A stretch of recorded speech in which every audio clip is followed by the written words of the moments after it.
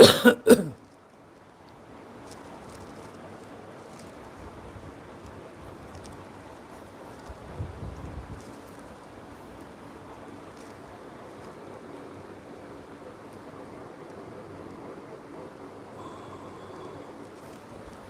Adjust করলাম আর কি।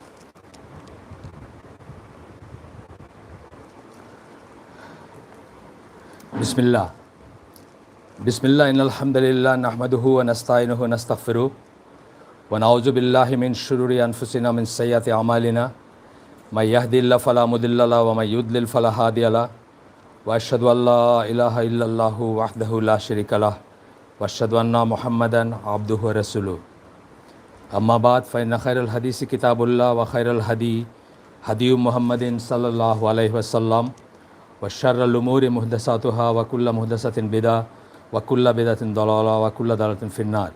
আসসালামু আলাইকুম ওয়া রাহমাতুল্লাহি ওয়া বারাকাতুহু। আমরা একটা বই ধরে পড়তেছিলাম, ইসলাম অ্যাট দ্য ক্রস রোডস বইটার নাম। 1934 সালে প্রথম প্রকাশিত বই। এটা লিখছেন হচ্ছে মোহাম্মদ আসাদ, কনভার্টেড মুসলিম,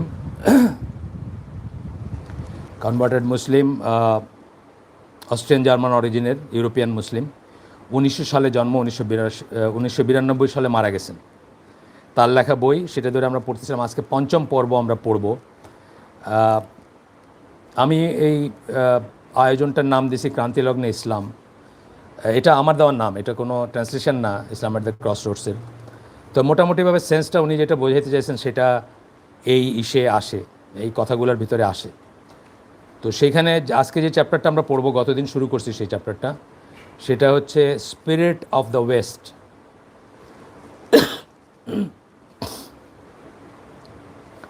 পশ্চিমা জগতের, পশ্চিমা সভ্যতার চালিকা শক্তি বা আপনার অনুপ্রেরণা বা উদ্দীপনা বা উৎসাহের পেছনে কি কি কাজ করে সেটা একটা সেন্স আর কি স্পিরিট বলতে। এখানে স্পিরিট বলতে ওই সেন্সটাই আসছে, চালিকা শক্তি মোট কথা। মানে কি তাদেরকে চালায়, কিসের উপর বেস করে তারা তাদের জীবনযাত্রা অথবা জীবনের ধরনটা ডিসাইড করে, সেটা নিয়েই ছিল। তো আমরা যেখানে শেষ করছি গতদিন, তারপর থেকে আজকে ইনশাআল্লাহ শুরু করব। ইসলাম সমষ্টিগত জাগতিক উন্নতি ও তার মাধ্যমে কল্যাণ সাধনের ব্যাপারটার বাস্তবতা স্বীকার করে। আমরা আগেও বলছি কিছুটা, যে সমষ্টিগত জাগতিক উন্নতির দরকার আছে। ইসলামের একটা জাতি যদি হয়, সেটার ধরেন জাগতিক উন্নতি যেগুলোতে আমরা বুঝি, সেটার যে দরকার আছে সেটা ইসলাম অস্বীকার করে না। ইসলাম বলে না যে একেবারে সবাই আমরা জঙ্গলে চলে যাব বা সবাই দুনিয়া বিমুখ হয়ে যাব, দুনিয়া ত্যাগ করব, সেটা কিন্তু ইসলাম ডিমান্ড করে না বা সেটা বলেও না। তো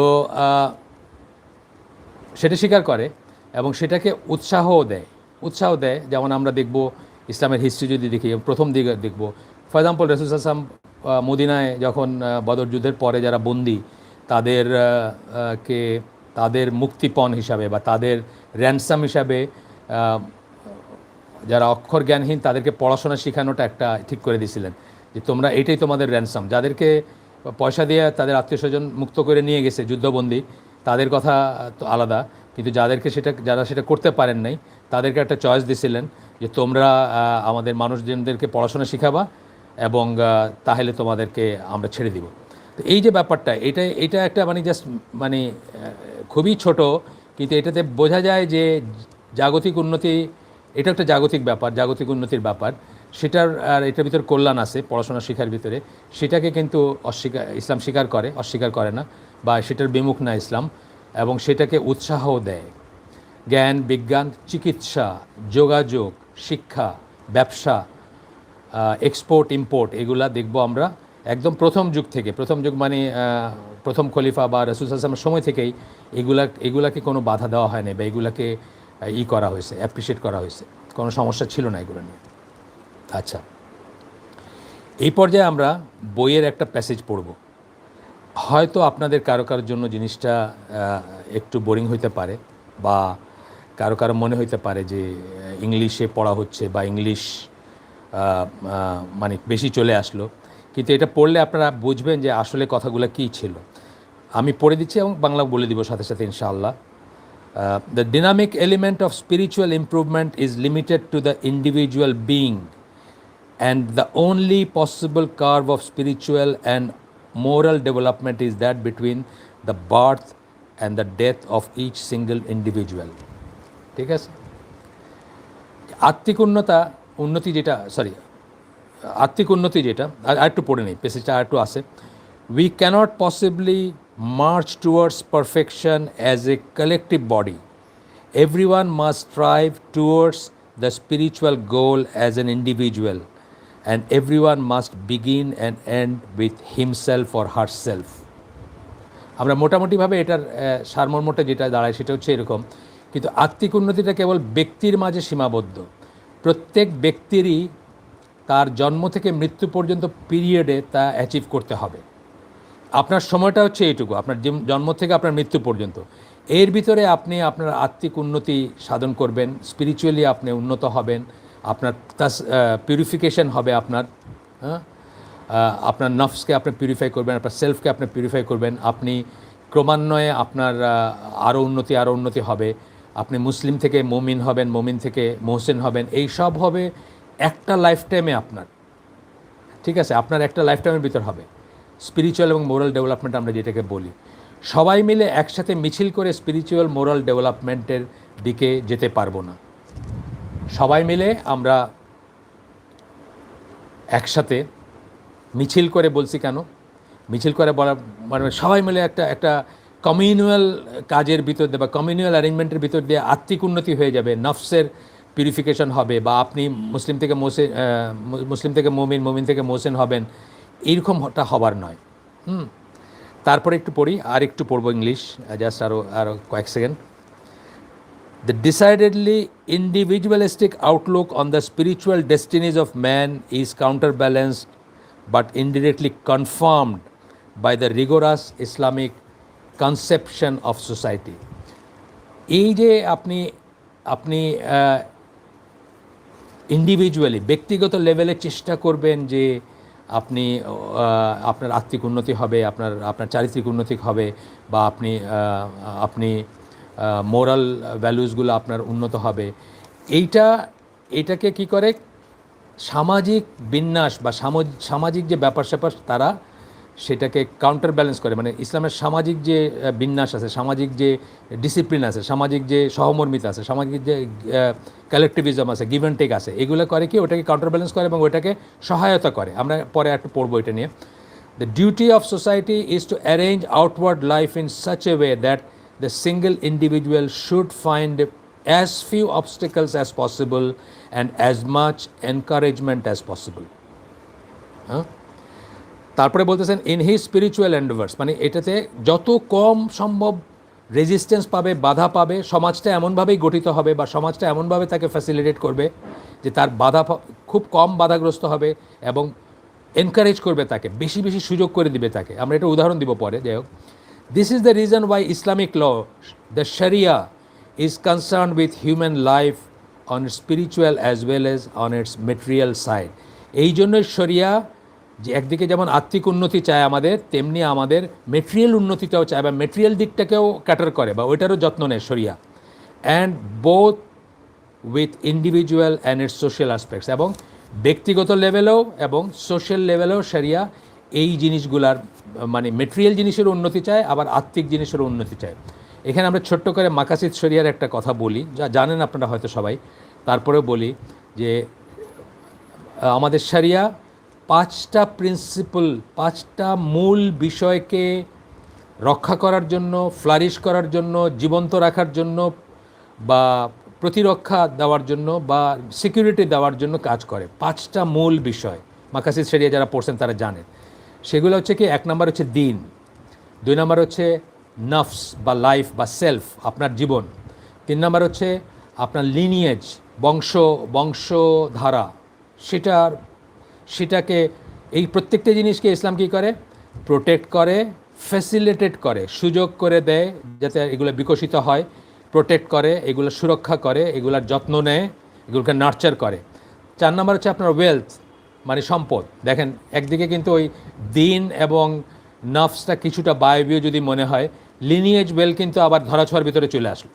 মানে শুধু বায়বীয় জিনিস যে তা না, একদিকে মানে বায়বীয় বলতে আমি বলছি যেটা হাতে ধরা যায় না, অ্যাবস্ট্রাক্ট জিনিস তা না। অ্যাবস্ট্রাক্ট জিনিসের যেমন ব্যবস্থা করবে, তেমনি কংক্রিট জিনিসেরও ব্যবস্থা করবে। আপনার ওয়েলথ, আপনার সম্পদ, আপনি আপনার বাড়ি রক্ষা করতে গিয়ে যদি ডাকাতের হাত থেকে রক্ষা করতে মারা যান, আপনার শহীদের দরজা, কথার কথা। মানে এই যে ব্যাপারটা, বা এই যে রক্ষা করতে বলতেছে আপনাকে, বা এইটাকে একটা ফরজ ওয়াজিব বলতেছে যে আপনি আপনার ঘর আক্রান্ত হইলে এটাকে ডিফেন্ড করবেন, এই জিনিসগুলো সব শরিয়ার লতে বা শরিয়ার নিয়মে কানুনে উঠে আসবে। 5 নাম্বারটা হচ্ছে ইন্টেলেক্ট বা আপনার মেধা। এটাকেও, এই 5টা জিনিস কেউ কেউ 6 নাম্বার একটা এলিমেন্ট বলেন, অনার বলেন বা সম্মান বলেন, আর কেউ কেউ সেটাকে এই 3 নাম্বার আমি যেটা বলছি লিনিয়েজ বা বংশধারা বা আপনার ফ্যামিলি, পরিবার, আহাল, এই যে ব্যাপারগুলা এর সাথে টাই আপ করে দেন, অনার বা সম্মানকেও এর সাথেই জুড়ে দেন। আচ্ছা, এগুলো আমাদের জানা দরকার কেন, যে কোথায় আমাদের ওয়ার্ল্ড ভিউটা, বা কোথায় আমরা তাদের থেকে আলাদা, এবং সেই আলাদা বা ডিস্টিংক্ট পশ্চিমা সভ্যতার থেকে বা পশ্চিমা জীবনধারা বা পশ্চিমা ধ্যান ধারণার সাথে সেই ডিস্টিংশনটা বজায় রাখতে পারলেই আমরা মুসলিম হিসাবে উন্নতি লাভ করতাম, অথবা মুসলিম হিসাবে আমরা এসে যাইতাম, কোনো একটা অবস্থায় যাইতাম। কিন্তু সেটা করতে পারি না দেখেই কিন্তু আমরা সেটা করতে পারি না দেখে আমরা আমাদের না দুনিয়া না আখেরাত কোনোটাই হচ্ছে না। মানে আমাদের দিনও হচ্ছে না, দুনিয়া হচ্ছে না। দিনের দিক দিয়ে আমরা পিছায়, দুনিয়ার দিক দিয়ে তো পিছায় আসি। আচ্ছা, এইখানে আসতেছে যে নিজের শরীরে বা পরিবারে ইসলাম প্রতিষ্ঠা করতে পারলে, এই আগে যেটুকু পড়লাম তার ভিতরে, তবে দেশ জাতিতে ইসলাম প্রতিষ্ঠিত হবে। যেটা বললাম যে ইন্ডিভিজুয়ালি প্রত্যেকটা মানুষকে আত্মিক উন্নতি করতে হবে, নৈতিক চরিত্রের উন্নতি সাধন করতে হবে, এবং আপনার ইন্ডিভিজুয়ালি এক্সেল করতে হবে। যদি আমরা বলি, এইটাই আরেকভাবে বলতে পারি আমরা, যে নিজের শরীরে পরিবারে আপনি ইসলাম প্রতিষ্ঠা করতে পারলে তবে দেশে জাতিতে ইসলাম প্রতিষ্ঠিত হবে, তবে আপনার দেশে হবে, জাতিতে হবে। পার্সন বিফোর স্টেট, পার্সোনাল লাইফে ব্যক্তির উপরে, ব্যক্তির মাঝে, ব্যক্তির উপরে, বা ব্যক্তি নিজেকে ইসলামের উপর প্রতিষ্ঠিত করবে, তবে স্টেটে প্রতিষ্ঠিত হবে ইসলাম, not the other way round. যে আগে স্টেট হবে, ইসলামিক স্টেট, যেখানে আমাদের সাথে অনেক ইসলামপন্থী বা অনেক মানে ইসলামের নাম নিয়ে অনেক আন্দোলনরত মানুষের একটা তফাৎ চলে আসে। স্টেট আগে না পার্সন আগে? হ্যাঁ, আমরা বলতেছি যে ইন্ডিভিজুয়াল আগে হইতে হবে। ইন্ডিভিজুয়াল যদি একটা মানে আমরা এটাকে কী বলি, অন্য ভাষায় বলি কি, টপ ডাউন বটম আপ, দুইটা কথা বলি। টপ ডাউন মানে আপনার রাষ্ট্রটা আগে ইসলামিক হইলো, একজন রাষ্ট্রপতি ইসলামিক রাষ্ট্রপতি টেক ওভার করলেন এবং বাকি সবার উপরে ইসলামকে প্রতিষ্ঠিত করে দিলেন, চাপাই দিলেন, বা হোয়াট এভার, মানে ইসলামই করবে, সেটা একটা হইতে পারে। আরেকটা হইতে পারে যে ক্ষেত্র প্রস্তুত হইলো, একটা পর্যাপ্ত পরিমাণ মানুষের ভিতরে দিন প্রতিষ্ঠিত হইলো, তারা চরিত্রের উৎকর্ষ সাধন করলেন, তারা আপনার আত্মিক মানবিক মূল্যবোধ তাদের এক্সেল করলো, বা তারা ওইটাতে যথেষ্ট উন্নতি লাভ করলেন। এবং তারপরে যেটা হলো, তা করার পরে অটোমেটিক্যালি একটা ক্ষেত্র প্রস্তুত হলো, এবং সেইভাবে আপনার আল্লাহর জমিনে আল্লাহর দিন প্রতিষ্ঠিত হবে। যেভাবে বদর সাহাবীদের কথা আমি বলি, যে বদর সাহাবী যে 313 অথবা 317 মতান্তর আছে, যাই হোক, এই ক্ষুদ্র একটা জনগোষ্ঠী কিন্তু সত্যিকার সেন্সে বিশ্বাসী ছিলেন, এবং তারা পৃথিবীর ইতিহাস চেঞ্জ করে দিয়েছেন। তার কারণ তাদের শরীরে, তাদের মনে, তাদের চরিত্রে সেই উন্নতিটা হয়েছিল, সেই উৎকর্ষ সাধন হয়েছিল, যে তারা আপনার একটা ইতিহাস তৈরি করতে পারছেন। কিন্তু আগে তাদেরকে তৈরি করছেন রাসূল সাল্লাল্লাহু আলাইহি ওয়াসাল্লাম। কতদিন লাগছে? মদিনায় 12-13 বছর সময় লাগছে, মক্কায়। তারপরে যখন আসছেন মদিনায় আরও 2 বছর সময়, তাইলে 15 বছর সময় লাগছে এই জনগোষ্ঠীটা তৈরি করতে, মেহনত করতে। এবং তখন যখন এদের মাঝে যখন ইসলাম প্রতিষ্ঠিত হয়েছে, তখন জমিনে, রাষ্ট্রে ইসলাম প্রতিষ্ঠা করা, এক্সপান্ড করা বা আরও সব কিছু করা খুব ইজি হয়ে গেছে। তো এটা আমরা বুঝবো, বোঝার চেষ্টা করব। এবং এই জন্যই আমরা এখানে আহলে সুন্নাত জামার সাথে অন্যদের একটা ফারাক আসে বা অন্যদের একটা তফাত আসে। যেমন ইরানিয়ান রেভলিউশন, যদিও তারা শিয়া বা তারা কি করছে, তারা মানে টপ ডাউন রেভলিউশন করছে, মানে তারা একটা বিপ্লব করছে, এবং এই এই মোহাম্মদ আসাদি পরে বলবেন যে ইসলামের লিটারেচারে বিপ্লব বলতে কোনো কথা নাই, এগুলাকে আমরা নতুন করে ফর্মুলেট করি বা নতুন করে এগুলাকে করার চেষ্টা করি, ইন্ডিউস করার চেষ্টা করি, কিন্তু ইসলামের লিটারেচারে বিপ্লব বলে কোনো কথা নেই। কিন্তু আমরা অনেকেই ইরানিয়ান সেই দেখে অনুপ্রাণিত হয়ে ইরানিয়ান স্টাইলে বিপ্লব প্রতিষ্ঠা করা বা বিপ্লব করার একটা চেষ্টা করছি অথবা স্বপ্ন দেখছি বা অপচেষ্টা করছি, যেটাই বলি, কিন্তু সেটা দিয়ে আসলে এখন পর্যন্ত দুনিয়ার কোনো লাভ হয় নাই বা হইতে দেখা যাচ্ছে না, দৃশ্যত না হয় নাই। তো এই জন্যই আল্লাহ আমরা এইটা আমরা অনেকবার বলছি আগে বা আবারও বলতেছি যে সূরা নূরের 55 নম্বর আয়াতে আল্লাহ বলেন যে আপনি যদি আল্লাহকে ভয় করেন তাহলে আল্লাহ আপনাকে জমিনে কর্তৃত্ব দিবেন। আল্লাহ কিন্তু বলেন নাই টাকা হইলে, পয়সা হইলে, বড় একটা দল হইলে, জিন্দাবাদ দিতে পারলে, রাস্তায় ভাঙচুর করতে পারলে বা অস্ত্র ধরতে পারলে শাসকের এগেনস্টে, তাহলে আপনাকে জমিনে কর্তৃত্ব দিবেন, এই কথা বলেন নাই। আগে বলছেন পার্সোনাল লেভেলে আপনার তাকওয়া, আপনার নিজের উপর, নিজের শরীরে বা নিজের চিত্তে বা নিজের ইসলাম প্রতিষ্ঠা করবেন, নিজের ঘরে ইসলাম প্রতিষ্ঠা করবেন, অ্যান্ড তারপরে বাইরের দিকে যাবে। যদি করতে পারেন তাহলে আপনার কি হবে, মানে আল্লাহ আপনাকে বিজয় দিবেন বা জমিনে কর্তৃত্ব দিবেন। আচ্ছা, এরপরে পয়েন্টটা আসতেছে যেটা আমরা পড়ে গেছি সেটারই আমরা এক্সপ্লেনেশন করতেছি এখন, ইংলিশ যেটা পড়ছি সেটারই। ইসলামের কালেকটিভিজম এবং সামাজিক বন্ধন বিন্যাস একজন ব্যক্তির জন্য চারিত্রিক উৎকর্ষ সাধন সহজ করে দিবে এবং তার তার পথে অবস্টেকল দূর করে দিবে, আপনার জন্য সহজ করে দিবে। আপনি আপনি মসজিদে যাবেন, মসজিদের দরজা আপনার জন্য খোলা থাকবে, জাস্ট দাঁড়ায় গেলেন, অজু করে গিয়ে দাঁড়ায় গেলেন, নো কোয়েশ্চেন আস, কোথা থেকে আসছেন, কে কী, মানে আমি বলছি যতভাবে ফ্যাসিলিটেট করা যায়। আপনার যেসব দেশে, বাংলাদেশ নিয়ে একটা দেখতেছিলাম, আমি একটা ডকুমেন্টারি দেখতেছিলাম, রাস্তাঘাটে মানুষ পেশাব করে, তো ধর্ম মন্ত্রণালয় কী করছে যে ওয়ালে সব আরবিতে এখানে প্রস্রাব করিবেন না লিখে দিছে। সেটা দেখে মানুষ সমীহ কইরা আর ওইখানে প্রস্রাব করতেছে না বা পেশাব করতেছে না, উঠে যেতেছে আরবি লেখা দেখেই। তো ধর্ম মন্ত্রণালয়ে যিনি বলতেছিলেন, আমি বুঝছি যে এটুকু, মানে আমি পুরাটা করি নাই, মানে পুরাটা অত খেয়াল করি না ডায়লগটা বা যেটা বলতেছেন। তো উনি যেটা বলতেছিলেন সেটা হচ্ছে যে আমাদের মসজিদগুলোতে কীভাবে আমরা ফ্যাসিলিটেট করি। সত্যি কথা তো, মসজিদগুলোতে বিনা পয়সায় আপনি টয়লেট ইউজ করতে পারেন, বিনা পয়সায় আপনি অজু করতে পারেন, বিনা পয়সায় মুখ দিতে পারেন, বিনা পয়সায় ইউজুয়ালি পানি পান করতে পারেন। এই কথাটা আমি বলতেছি যে আপনাকে ফ্যাসিলিটেট করবে ইসলামের কালেকটিভিজম। এটা কি মসজিদ থেকে কালেকটিভ একটা ব্যাপার না? মসজিদ চালায় কারা? মসজিদের যে পাড়ায় যারা আছে বা যারা প্যাট্রন, যারা মসজিদে মুসল্লি, তারা চাঁদা দেন অথবা তারা পয়সা দেন, তারা ওই যে শুক্রবারে বাক্সে পয়সা দেন, বা এইভাবেই চলে, মানে মানুষের পয়সাতে চলে, কালেকটিভলি মানুষ এটাকে চালায়। কিন্তু চালায় কি করে? আপনার ইন্ডিভিজুয়াল এবাদতটাকে ফ্যাসিলিটেট করে, আপনার জন্য সহজ করে দেয়। আপনি যে কোনো সময় একটা মসজিদে ঢুকে পড়তে পারেন, ঢুকে পড়ে এই কাজগুলো আপনি পবিত্র হতে পারেন, আপনি টয়লেটে যেতে পারেন, আপনি নামাজের জন্য রেডি হতে পারেন, আপনার জন্য জিনিসটাকে সহজ করে দেয়। এটা একটা উদাহরণ দিলাম। এইভাবে মানে আপনার আত্মিক উন্নতির জন্য যা কিছু দরকার সেটাকে ধরেন, আপনার সকালে মক্তবে আপনাকে কোরআন পড়তে শেখাবে ফ্রি, অথবা মদিনার মসজিদে তখনও ছিল, এখনও আছে, তখনও ছিল, পিলার ছিল, এটা হলো ম্যাথমেটিক্সের পিলার, এটা হচ্ছে উসুল ফিকার পিলার, ওটা হচ্ছে তাজবিদের পিলার। যেখানে যেখানে আপনি গোল হয়ে বসে গেল একজন ওস্তাদকে ঘিরে সবাই বসলো, এখনও জিনিসটা আছে। আপনি দেখবেন মসজিদ নববীতে যদি যান অথবা মসজিদুল হারামে যান, আপনি দেখবেন হয়তো পুরা জায়গাটা যে আপনি ঘুরে দেখেন, হয়তো 5টা বা 10টা হালাকা চলতেছে, ডিফারেন্ট স্কলার ডিফারেন্ট বিষয় নিয়ে কথা বলতেছেন। আপনাকে ফ্যাসিলিটেট করা হচ্ছে, আপনার জন্য সুযোগ করে দেওয়া হচ্ছে যেন আপনার আত্মিক উন্নতি হয়, আপনি যেন মুসলিম থেকে মুমিন এবং মুমিন থেকে মুহসিন হইতে পারেন। তবেই কিন্তু আপনার একটা আদর্শ জাতি গঠিত হইতে পারে। এটা কালেকটিভিজম এটাকে ফ্যাসিলিটেট করবে, কিন্তু কালেকটিভভাবে পুরা জাতি চেঞ্জ হয়ে যাবে এটা হবে না যতক্ষণ না ইন্ডিভিজুয়াল লেভেলে চেঞ্জ হবে।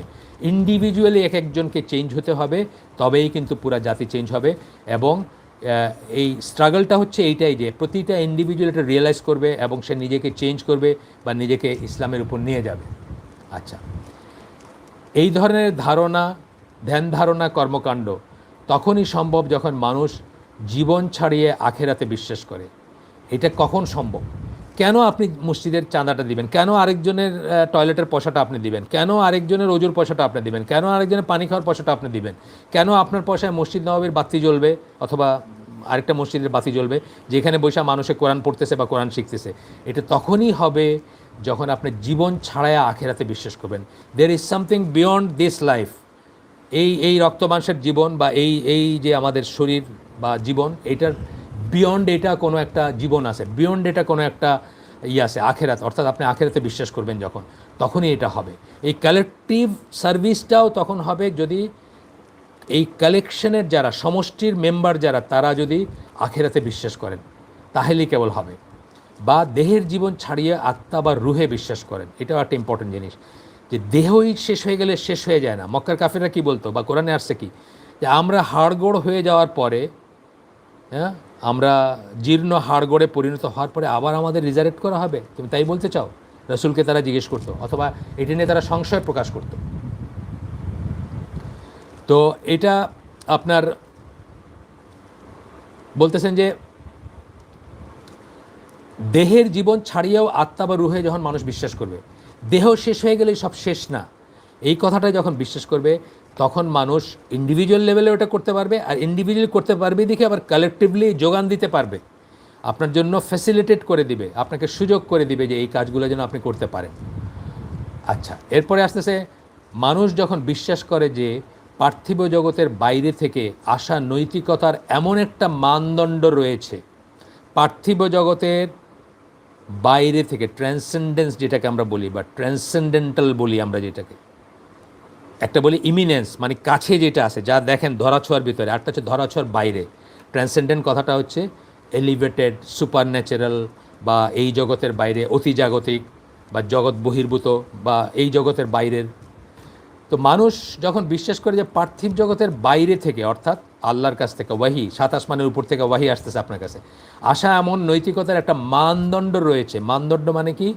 একটা প্যারাডাইম, একটা স্কেল, একটা মাপকাঠি, একটা সত্যাসত্য, কোনটা ঠিক কোনটা ভুল, কোনটা সত্য কোনটা মিথ্যা, কোনটা করবেন কোনটা করবেন না, এইরকম যখন আসে রয়েছে, যা অস্বীকার করার উপায় নেই, এইটা যখন মানুষ মনে করবে যে এটা এমন একটা মানদণ্ড, এমন একটা নিয়ম, এমন একটা নীতি, এমন একটা নির্ধারণ, বা এমন একটা ওয়ে অফ লাইফ যেটা অস্বীকার করার কোনো উপায় নাই, এবং যার কাছে আমাদের অবশ্যই আত্মসমর্পণ করতে হবে, তখন তার মাঝে ধর্মীয় অনুভূতি প্রতিষ্ঠিত হয়। তখনই সে ধর্মকর্ম করতে চাবে, বা ধর্ম অনুভূতি আমরা যেটাকে বলি, ধর্মীয় অনুভূতি বলতেছি আমি। অনুভূতি কেন বলতেছি? এই জন্য বলতেছি অনুভূতি, যে ভিতরে একটা বিশ্বাস থাকতে হবে না যে আমি এগুলো করতেছি, এগুলো কোথাও যাইতেছে, তা নাহলে এক পয়সা আমি খরচ করব কেন? ধরেন আমার পয়সা আমি কেন অন্যকে দিব? আমার পয়সা আমি কেন মসজিদের লাইট জ্বালানোর জন্য দিব? আমার পয়সা আমি কেন মসজিদের পানি চলার জন্য দিব? কেন দিব বলেন তো? নিশ্চয়ই আমার একটা লাভ বুঝতে হবে, সেই লাভটা জাগতিক লাভ হইতে পারে, অতি জাগতিক লাভ হইতে পারে। যখনই আমি জানবো যে বাইরের থেকে আসছে এবং এমন সোর্স থেকে আসছে যেটা ভুল হওয়ার কোনো উপায় নাই, যেটা কখনো ভুল হবে না, সেই রকম যখন জানবো, তবেই কিন্তু আমি সেইরকম ধর্মীয় অনুভূতি আমার ভিতরে প্রতিষ্ঠিত হবে। কখন? যখন আমি জানবো যে এই জগতের বাইরের থেকে একটা অ্যাবসোলিউট ট্রুথের পজিশন থেকে, অ্যাবসোলিউট পাওয়ারফুল পজিশন থেকে, all knowing, all seeing, all hearing একজন ডেইটি বা ইলা, যার কাছ থেকে এমন একটা সত্যাসত্য আসছে, বা মানদণ্ড আসছে, বা প্যারাডাইম আসছে, বা স্কেল আসছে, অথবা ল আসছে, বা নিয়ম আসছে, বা শরিয়া আসছে, তখন আপনার ভিতরে মানে যেটার কাছে আত্মসমর্পণ করা ছাড়া আমাদের কোনো গতি নাই। আমরা যদি এবার সত্য মনে করি তাহলে কি আমাদের তো কোনো গতি নেই, আমাদের কোনো চয়েস নাই, আমাদের কোনো চয়েস নাই। আইদার আমরা আল্লাহকে মানবো, নাহলে জাহান্নামে যাবো, আমাদের কোনো চয়েস নাই এখানে, যে মানে মাঝামাঝি একটা করবো, আচ্ছা মানলেও চলে না মানলেও চলে, ইচ্ছা হলে মানবো, ইচ্ছা হলে মানবো না, এরকম কোনো চয়েস নাই কিন্তু আমাদের। যারা বুঝতেছে না তাদের কথা আলাদা, কিন্তু যারা জানে সত্যটা বা যারা বিশ্বাস করে তাদের কিন্তু কোনো চয়েস নাই কোনো। তাহলে বলতেছেন কি, যার কাছে অবশ্যই আত্মসমর্পণ করতে হবে, তার মাঝে ধর্মীয় অনুভূতি প্রতিষ্ঠিত হয়। এই কথাটা যখন জানবেন, তখন আপনার ভিতরে একটা ধর্মীয় অনুভূতি আসবে, আপনার রিলিজিয়াসিটি আসবে, আপনি দিন ইসলামের অথবা আল্লাহর দিনের কথা চিন্তা করবেন, আখেরাতের কথা চিন্তা করবেন, মৃত্যুর কথা চিন্তা করবেন, এই জীবন কী করে কাটাইতেছেন প্রতি রাত্রে চিন্তা করবেন, হিসাব নেবেন, নিজের হিসাব নেবেন, হ্যাঁ, অ্যান্ড সো অন। আচ্ছা, কিন্তু পশ্চিমা সভ্যতা, আধুনিক পশ্চিমা সভ্যতা অর্থনৈতিক, সামাজিক, জাতীয় প্রয়োজনের বাইরে কোনো কিছুর কাছে আত্মসমর্পণ করার আবশ্যকতা স্বীকার করে না। কি বললাম আমি? অর্থনৈতিক বললাম, সামাজিক বললাম, জাতীয় বললাম। তিনটা লেভেলেই প্রয়োজন। যেটা প্রয়োজন কি, আমার গাড়ি প্রয়োজন, আমার বাড়ি প্রয়োজন, আমার এসি প্রয়োজন, আমার মোবাইল ফোন প্রয়োজন, যেগুলো প্রয়োজন কখনো রিয়েল, কখনো artificial, most of the time artificial. আপনার বললাম যেভাবে গাড়ি এ টু বি যাইতে আপনার একটা বেসিক কারের দরকার, প্রত্যেক বছর আপনার মডেল দরকার নেই, মডেল বদলানোর দরকার নেই, হ্যাঁ, নতুন মডেল, নতুন এটার দরকার নেই, মানে প্রত্যেক বছর আপনি একটা করে ফোন করার দরকার নেই। একটা ফোনে তো আমার একটা ফোন কত বছর ধরে আছে, এই এই বছরের মানে ডিসেম্বর মাসের 31 তারিখে ওইটাকে মানে 2টা সাপোর্ট বন্ধ করে দিয়েছে। হোয়াটসঅ্যাপ চালান যাবে না ওটাতে বলছে, হোয়াটসঅ্যাপ আলারা বলছে আমাদের আর কোনো এটাতে সাপোর্ট থাকবে না। আর উইন্ডোজ ফোন ছিল, উইন্ডো আলারা মাইক্রোসফট আলারা বলছে আমাদেরও সাপোর্ট থাকবে না। আমি বাধ্য হয়ে একটা ফোন কিনছি, না ফোন তো চলতেছিল, এখনও চলতেছে, এখনও এটা ভালো আছে, অন্য কাজে ব্যবহার করি, কিন্তু ফোন হিসাবে ব্যবহার করতে পারি না। ওই যে বললাম যে জন্য সাপোর্ট উইথড্র করছে। তো মানুষের কয়টা ফোন দরকার হয়? বছর বছর ফোন দরকার হয় না? দরকার হয় না। সুতরাং প্রয়োজন কি সেটা আবার আরেকটা বিতর্ক, সেটা রয়েই গেল। প্রয়োজন কিটা আবার পরে আলাদা একটা ব্যাপার। কিন্তু তারা এই প্রয়োজনের কাছে অর্থনৈতিক, সামাজিক এবং অর্থনৈতিক মানে আর বেশি বেশি টাকা কামাইতে হবে, সামাজিক মানে সমাজটাকে উন্নত করতে হবে, মানে বুলেট ট্রেন, স্কাই রেল, কী কী সব বলে না, তারপরে আপনার কি বলে ওই কনকর্ড, সুপারসনিক কনকর্ড জেট বানাইতে হবে, মানে যত পারেন আর কি। স্পেসে যেতে হবে, স্পেসের জন্য মানুষ এখন প্যাসেঞ্জার আস্তে আস্তে প্যাসেঞ্জার ক্যারি করবে স্পেসে, মানে পয়সা দিয়ে যাবেন আপনি। এখন তো জানেন স্পেসই হয়ে গেছে আপনার, প্রাইভেটাইজড হয়ে গেছে। স্পেস এক্স, স্পেসের এই যে এক্সপিডিশনগুলো এখন প্রাইভেটাইজ হয়ে গেছে। স্পেস এক্স বলে একটা কোম্পানি, তারা এইবার প্রথম নাসার সাথে জয়েন্ট ভেঞ্চারে এই পাঠাইছে, বাইরে স্পেস ক্রাফট পাঠাইছে, মানুষ পাঠাইছে আর কি এই কয়দিন আগে। তো যাই হোক, প্রয়োজনের বাইরে কোনো কিছুর কাছে আত্মসমর্পণ করার আবশ্যকতা স্বীকার করে না, শুধু প্রয়োজনের কাছে আত্মসমর্পণ করবে তারা। প্রয়োজনটা বললাম 3টা লেভেলের প্রয়োজন, সেটার কাছে। ইন্ডিয়ার অবস্থা দেখেন, মানে 78,000 নতুন অস্ত্র কিনতেছে আজকে দেখলাম আমেরিকার কাছ থেকে। কেন? প্রয়োজন। কি প্রয়োজন? জাতীয় প্রয়োজন। হ্যাঁ, মানুষ খাইতেছে না খাইতেছে ওটার উপরে ওটা চলে আসছে। মানে মোরাল, নৈতিকতার ব্যাপার হলে অনেক চিন্তা আসতো, অনেক চিন্তা আসতো। তাহলে হয়তো মানে মুসলিমরাও হয়তো ডিফেন্সের জন্য এসের জন্য কিনতেন, বা 78,000 নাকি 70 সামথিং আর কি, 78,000 অথবা 74,000 হইতে পারে, আমি শিওর না। মানে এইরকম ফিগার দেখলাম আজকে পেপারে, বাংলাদেশি পেপারেই দেখলাম, বাংলাদেশি নিউজ সে পোর্টালে। তো যাই হোক, মানে কথা হচ্ছে এটা, মানে মুসলিমরা হয়তো অস্ত্রই করবেন, হয়তো অনেক কিছু দিয়েই যোগান দিবেন অস্ত্রের, কিন্তু মুসলিমদের এসে অলওয়েজ কী কী থাকবে? যুদ্ধটা কেন করতেছি, ওই যে আবার অতিজাগতিক ব্যাপার থাকবে, আল্লাহর জন্য, দিনের জন্য, নাকি নিজের বাহাদুরি দেখানোর জন্য, নাকি নিজের মানে বুঝছেন না, নিজের ইগোর জন্য, নাকি নিজের রাগের জন্য। প্রত্যেকটা ব্যাপারে ওই মোরাল ভ্যালুসগুলো আসবে যেগুলা অতি জাগতিক, মানে 7 আসমানের উপর থেকে আপনার জন্য নির্ধারণ করে দেওয়া আছে, সেটা থাকবে। আচ্ছা, এরপরে বলতেছেন যে পশ্চিমা সভ্যতা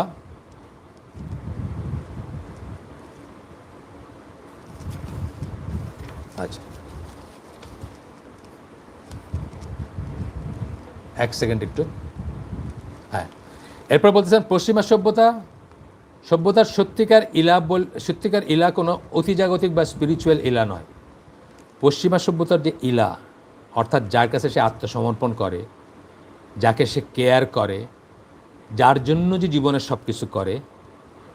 ও খুব সুন্দর একটা কথা বলছেন, দেখেন উনি কিন্তু পশ্চিমা জগতের মানুষ, সাদা চামড়া, অস্ট্রিয়ান জার্মান ন্যাশনালিটি ওনার, এবং ইহুদিরা তো আপনারা জানেন কীরকম জাগতিক হয়, কীরকম মেটেরিয়াল হয়।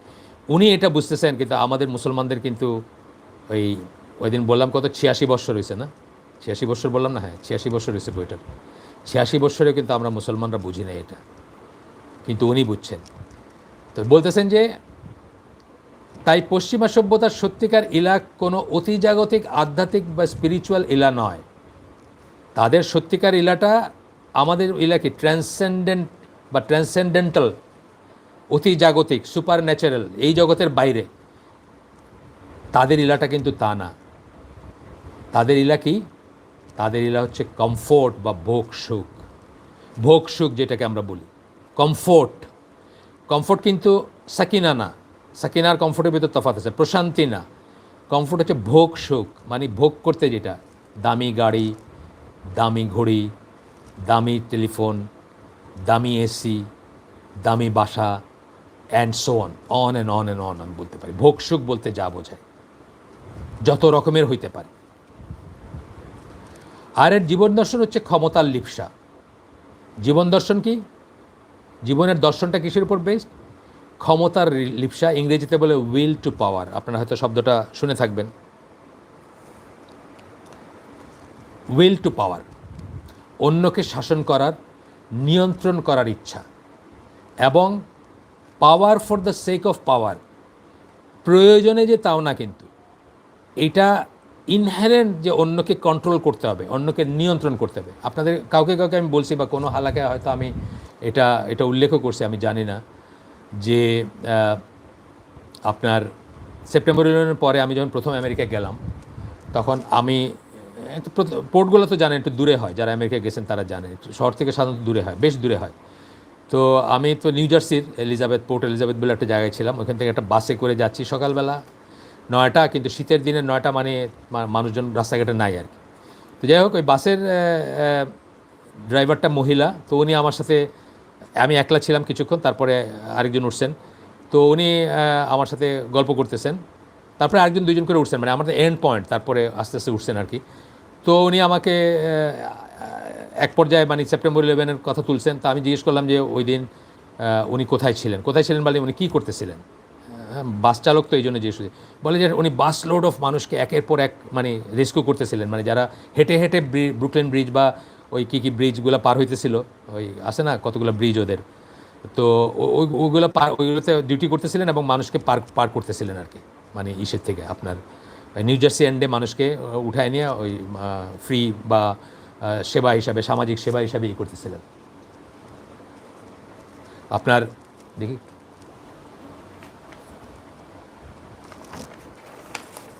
আচ্ছা, সামাজিক সেবা হিসাবে এই কাজগুলো করতেছিলেন। সরি, একটা একটু মেসেজ ছিল, একটা মেসেজ মানে আমাকে একটু করা হলো, মানে রিমাইন্ড দেওয়া হলো যে কাগজটা উঠে আসতেছে, রিমাইন্ডার দেওয়া হলো আর কি বাসার থেকে। আচ্ছা, আজকে অবশ্য আমি দুইটাই চালু রাখছি, দুইটা পয়েন্ট জাস্ট দেখার জন্য যে আমি টেবিলে মানে একেবারে ওয়াইফের কাছে বসছি, যে আজকে বাফারিং হয় নাকি। ওদের সাথে আমার কথা হয়েছে, যদি বাফারিং হয় তাহলে আমি লাইন চেঞ্জ করে ফেলবো ইনশাল্লাহ। যাই হোক, একদম ইসে বসছি, আমার পড়ার টেবিলে বসছি, যেখানে ওয়াইফাইটা একদম কাছে। আচ্ছা, এগুলোতে আবার ফাহাদ ভাই বোধহয় মাইন্ড করবেন যে মানে কি অপ্রাসঙ্গিক কথা আসতেছে। গতদিন আমার বলছেন আমি নাকি অনেক অপ্রাসঙ্গিক কথা বলছি, মানে অপ্রাসঙ্গিক মানে টপিকের বাইরের কথা বলছি। এগুলো আমি পার্ট অফ লাইফ মনে করি। কি মনে করেন আপনার? লাইফ না, পার্ট অফ লাইফ না? মন্তব্যে লেখেন তো। এগুলা জীবনটাকে মানে জীবননিষ্ঠ করে কথাবার্তাকে আরও। জাস্ট বৈশা বই পড়ে গেলাম, কিতাব। যাই হোক, এমনি উনি আমার ভালো চাই বলছেন যে টপিক থেকে সরে গেছি, হয়তো মানুষের লাগবে, মানুষ ডিস্ট্র্যাক্টেড ফিল করবে, সেটা ঠিক আছে, ওনার কথা ঠিক আছে, উনি ভালো চেয়ে বলছেন। আচ্ছা, এরপরে কি বলতেছেন যে শাসনের জন্যই তখন ওই মহিলা আমাকে জিজ্ঞেস করতে, আমি বললাম যে ওই যে বাসের ড্রাইভারের কথা বলতেছিলাম, কালো মহিলা, তো বয়স্ক মহিলা, কালো। উনি তখন বলতেছেন যে উনি এরকমই করছে। তখন আমি তাকে একটা কথা জিজ্ঞেস করলাম, শুধু আরও মানুষজন আছে তখন শুনতেছে সবাই। আমি তাকে একটা কথা জিজ্ঞেস করলাম যে আচ্ছা বলো তো এটা কেন হয়েছে এরকম, মানে কেন এরকম হইলো, মানে এই ঘটনাটা কেন ঘটলো। তো উনি চিন্তা করে একদমই, মানে আমেরিকাতে যারা গেছেন, যারা থাকছেন, তারা জানেন যে আমেরিকান যারা ওয়ার্কিং ক্লাস পিপল, তাদের মাথায় চিন্তার খুব একটা অবকাশ নাই, তারা বেশি একটা চিন্তা করেন না, ঘিলুটিলু খাটান না, তারা এই কগিনে মেশিন, মানে 10টা 5টা অফিস করতেছেন বা 9টা 5টা করতেছেন, বাস হ্যাপি উইথ লাইফ, আর কিছু চিন্তার দরকার নেই, সরকার কেমনে চলছে, দুনিয়া কেমনে চলতেছে, লিস্ট বদার। তারপরে উনি একটু সময় নিলেন, নিয়ে বললেন one group of people are trying to control another. অত্যন্ত বড় একটা কথা বলছেন উনি, মানে ওয়েস্টার্ন ফিলোসফির কোর কথাটা বলছেন, যে তারা সব কিছুতে আপনাকে নিয়ন্ত্রণে রাখতে চায়। আপনি দেখেন মিডল ইস্ট কেন্দ্রিক তেলের নিয়ন্ত্রণ রাখতে কি পরিমাণ প্রচেষ্টা, কি পরিমাণ জীবন নষ্ট, কি পরিমাণ হত্যাকাণ্ড, কি পরিমাণ যুদ্ধ, কি পরিমাণ রিসোর্স নষ্ট দুনিয়ার, জাস্ট ইনফ্লুয়েন্সটা করতে, যে তেলের কর্তৃত্ব কার হাতে থাকবে, তেলকে কে নিয়ন্ত্রণ করবে, ঠিক আছে, এই দেশটাকে কে নিয়ন্ত্রণ করবে, ওই জায়গাটা কে নিয়ন্ত্রণ করবে। এটা হচ্ছে পশ্চিমা ওয়ার্ল্ড ভিউয়ের একেবারে রুট, জীবন দর্শনের রুট জিনিস। এবং বলতেছেন যে দুইটা বিষয় তারা কোত্থেকে পাইছে, কোত্থেকে ইনহেরিট করছে, রোমানদের কাছ থেকে ইনহেরিট করছে। দুইটা বিষয়ই রোমান সভ্যতার ছিল, রোমান এম্পায়ার বলতে আমরা যাদেরকে বুঝি আর কি, হ্যাঁ, দুইটা বিষয়ই তাদের ছিল। ভোগসুকে তারা আকণ্ঠ ডুবানো ছিল। আপনারা দেখছেন গ্ল্যাডিয়েটর, এরিনা মার্কা গল্পগুলো যেগুলো আছে, পড়ছেন বা দেখছেন বা জানেন। আর অন্যদেরকে পদানত রাখা, অন্য জায়গা দখল করা, অন্য জায়গা লুট করা, অন্য জায়গা just for the sake of দখল, just for the sake of লুট, এটাও রোমানদের থেকে পাইছে। এইখানে হয়তো কেউ কেউ মনে করতে পারেন এই জায়গায় এসে ইসলামও তো সেরম করছে, ইসলামের এক্সপানশনটা খুব সাংঘাতিক না? ইসলাম যেভাবে একের পর এক দেশ জয় করছে, একের পর এক অপ্রতিরোধ্য একটা ব্যাপার ছিল ইসলামের, তো ইসলামের সাথে তো সাদৃশ্য আছে, এটা মনে করতেই পারেন কেউ যে ইসলামের সাথে তো ইসলামও তো তাই, ইসলামও ওইরকম জিনিস। আচ্ছা,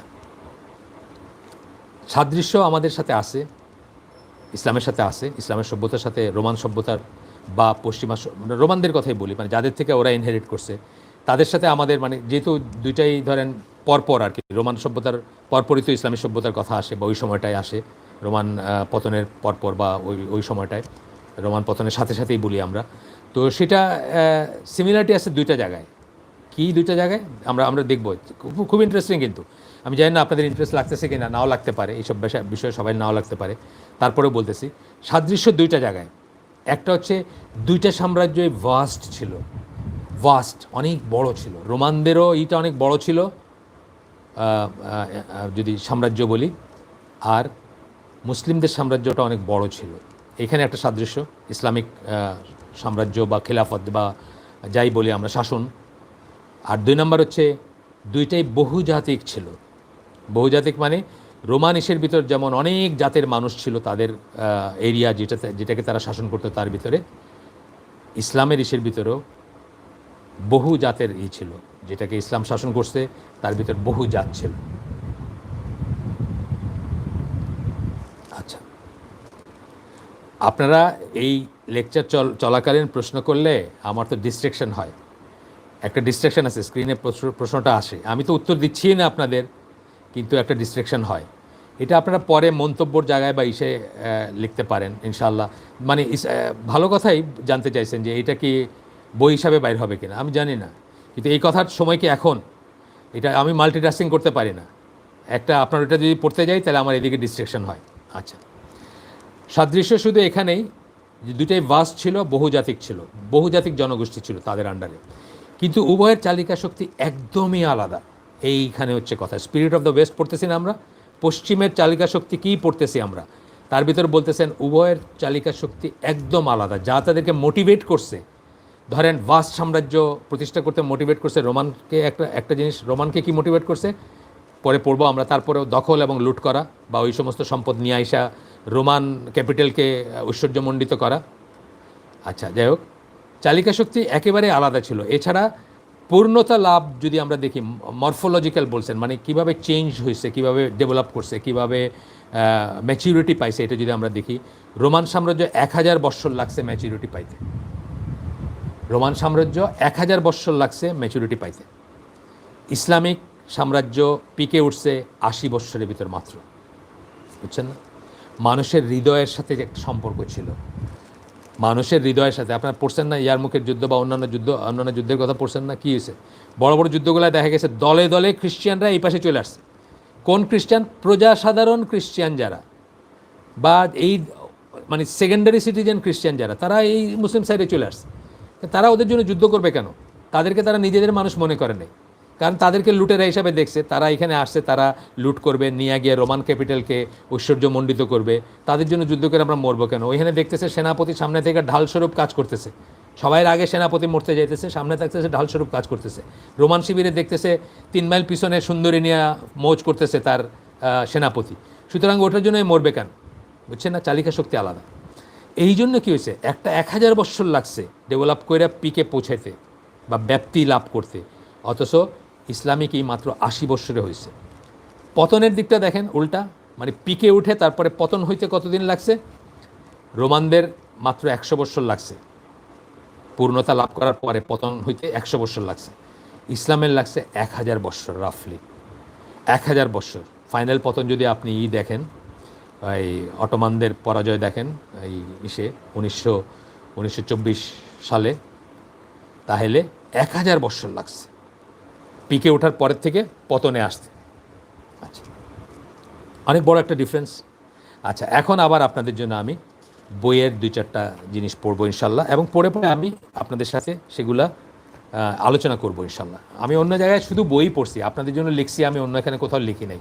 আপনাদের জন্য এই জন্য লিখছি যে এখানে আসলে সময়টা তো লিমিটেড। অন্য আমি মসজিদে ধরেন শান্তিনগর মসজিদে এই প্রোগ্রাম করছি, ওখানে আমার বই শেষ হয় না, ওখানে যেটুকু পড়ছি সেটুকু অর্ধেকের মতো পড়ে শেষ হয়ে গেছে, মানে সেটা আগেই শেষ হয়ে গেছে। ওই যে ক্রান্তিলগ্ন ইসলামের যে শিটগুলো পড়ছি ওইখানেই শেষ, কিন্তু এইসব পড়ি নাই, ওইখানে পড়ার সময় হয় না আমার, বা পড়তে পারি না এইসব জায়গায়। এখন যেসব পড়বো আর কি আপনাদের সাথে যা শেয়ার করতেছি।